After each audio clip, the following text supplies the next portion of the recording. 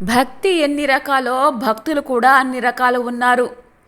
ఇన్ని రకాల భక్తులను భగవంతుడు ఎలా భరిస్తున్నాడు అని ఆశ్చర్యం కలుగుతుంది. తనని నమ్ముకున్న నిజమైన భక్తులను భగవంతుడు ఎన్నటికీ విడిచిపెట్టడు. తన భక్తులు ఎన్నడూ బాధపడకూడదు అనేది భగవంతుడి ప్రతిజ్ఞ. గీతలో శ్రీకృష్ణుడు ఈ మాటను స్పష్టంగా చెప్పాడు.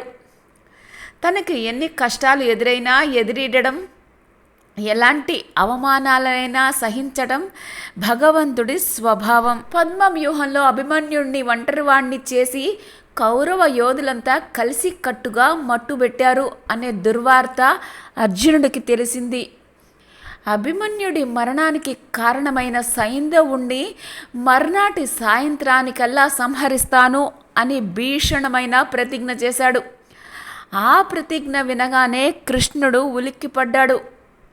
సూర్యాస్తమయంలోగా కౌరవ సైన్యాన్ని జయించటం ఎలా సాధ్యం? ఆ విధంగా అందరి ముందు ప్రతిజ్ఞ చేయటం అర్జునుడికి తగునా అని అసహనం వ్యక్తం చేశాడు. అసంతృప్తిని ప్రకటించాడు.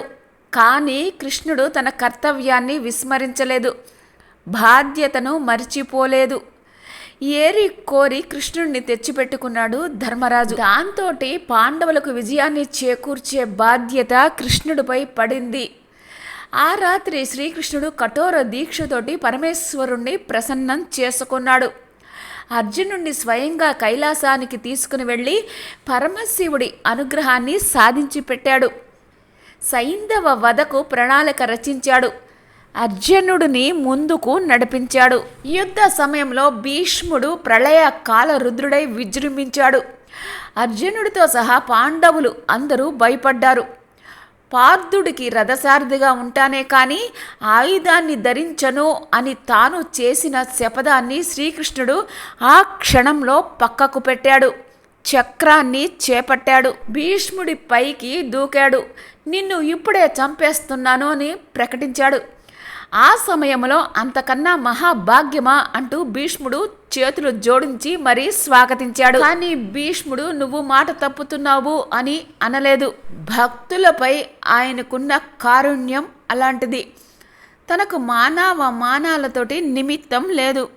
లోక సంరక్షణ కోసం కాలకూట విషాన్ని మింగిన పరమశివుడు, రాక్షసుల బారి నుంచి మునుల్ని కాపాడిన శ్రీరాముడు, ధర్మాన్ని రక్షించే పనిలో రథం తోలడానికి సైతం సిద్ధపడిన శ్రీకృష్ణుడు, ప్రజల కష్టాలను తీర్చడానికి రాజ్యాన్ని త్యజించిన గౌతమ బుద్ధుడు, ఇలా అవతార పురుషులందరూ తమ భక్తుల కోసం బాధలు పడినవారే.